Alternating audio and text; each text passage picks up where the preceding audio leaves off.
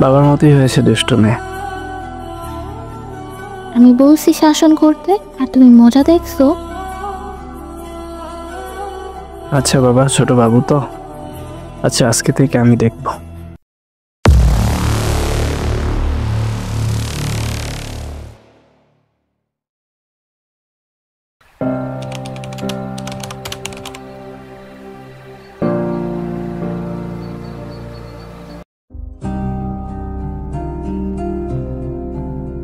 নতুন জীবন, বেবির আগমন।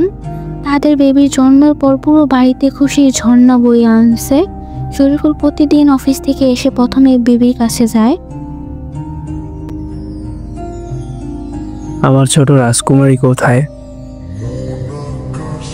ও ঘুমাচ্ছে, আস্তে কথা বলো। আমি তো শুধু ওর গালে চুমু দিব, তুমি এমন করো কেন? আচ্ছা ঠিক আছে, আস্তে করে দাও, ওই জন্য উঠে না পড়ে। শরীফুল বেবির ছোট্ট হাত ধরে অনেকক্ষণ তাকিয়ে থাকে। রোকেয়া এই দৃশ্য দেখে চোখে পানি নিয়ে ভাবে, আমি সত্যি পৃথিবীর সবচেয়ে ভাগ্যবতী মেয়ে। রাত জাগা একসাথে দায়িত্ব। রাত 3টা বাজে, বেবি কান্না করছে। রোকেয়া ঘুম থেকে উঠে দুধ খাওয়াতে যায়। শরীফুলও উঠে পড়ে। তুমি ঘুমাও, আমি সামলে নিচ্ছি। না, এটা শুধু তোমার দায়িত্ব না, আমিও আছি তোমার সাথে। সে রোকেয়ার পাশে বসে বেবিকে কোলে নেয়। ওদের চোখে ক্লান্তি থাকলেও মুখে হাসি, কারণ এটা ওদের ভালোবাসার ফল। 1 বছর পর বেবির জন্মদিন। শরীফুল রোকেয়াকে সারপ্রাইজ দেয়। ওই বউ, চোখ বন্ধ করো তো। কেন? আগে করো না বলছি। আচ্ছা ঠিক আছে। রোকেয়া চোখ খুললেই দেখে ঘর সাজানো, কেক, বেলুন, ছোট্ট পার্টি। রোকেয়া কাঁদতে কাঁদতে বলে, তুমি প্রতিদিন আমার হৃদয় জয় করো। কারণ তুমি আর সাইমা আমার দুনিয়া। সংসারের মজা, ছোট্টখাটো ঝগড়া। একদিন রোকেয়া রান্নাঘরে ব্যস্ত। সাইমা খেলতে খেলতে সব ছড়িয়ে ফেলছে। শরীফুল, দেখো তোমার মেয়ে কি করছে। বাবার মতোই হয়েছে দুষ্টু মেয়ে। আমি বলছি শাসন করতে আর তুমি মজা দেখছো। আচ্ছা বাবা, ছোট বাবু তো। আচ্ছা, আজকে থেকে আমি দেখব। আচ্ছা ঠিক আছে।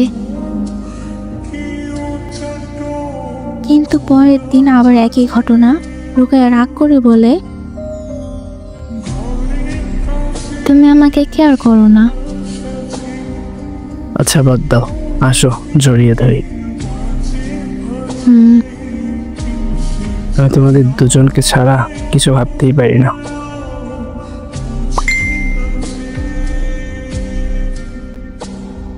সংসারের প্রেম, সময় বের করে ভালোবাসা। দিন সাইমা ঘুমিয়ে পড়ছে। শরীফুল রোকেয়াকে ছাদে রেখে নিয়ে যায়। ওই বউ, বলো জানো। অনেকদিন আমরা নিজেদের জন্য সময় বের করিনি। হ্যাঁ, সংসারের ব্যস্ততায় ভুলে গেছি। যেন চলো কক্সবাজার যাই। সাইমাকে নিয়ে? হ্যাঁ, আমরা 3জনই যাব। আচ্ছা ঠিক আছে। দুজনে একসাথে বসে চা খায়, পুরোনো দিনের কথা মনে করে। হাসি কান্না মিলে রাতটা হয়ে ওঠে একদম সিনেমার মতো। ওরা ট্রিপে গিয়ে সাইমার সাথে অনেক ছবি তুলে, সমুদ্রে খেলে, সূর্যাস্ত দেখে। রোকেয়া শরীফুলকে দেখে ভাবে, এইটাই আমার স্বপ্নের সংসার ছিল। গল্পের সুন্দর পরিণতি। বছর কয়েক পর সাইমা বড় হয়, স্কুলে ভর্তি হয়। শরীফুল ও সাইমার প্রতিদিন একসাথে স্কুলে নিয়ে আসে। তাদের ভালোবাসা আগের মতোই সতেজ থাকে। জানো, আমি তোমাকে প্রতিদিন নতুন করে ভালোবাসি। আমিও তোমাকে অনেক ভালোবাসি। আমাদের গল্প কখনো শেষ হবে না।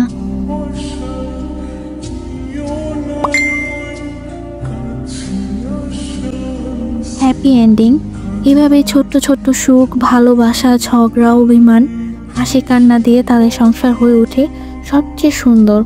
তাদের গল্প প্রমাণ করে যেখানে বিশ্বাস আর ভালোবাসা থাকে সেখানেই সত্যিকারের সুখের সংসার হয়।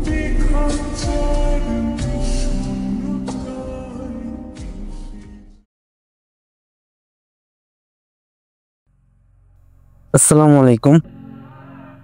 গল্পটা কাল্পনিক হইলেও যারা রিলেশন করে, যারা রিলেশনে সৎ থাকে, তাদের কিন্তু স্বপ্ন এইটাই থাকে, এরকম একটা সংসার, এরকম একটা ভালোবাসা থাকবে, ভালোবাসার মানুষ থাকবে, একজন আর একজনকে বুঝবে, এমনই তাদের ইচ্ছা থাকে।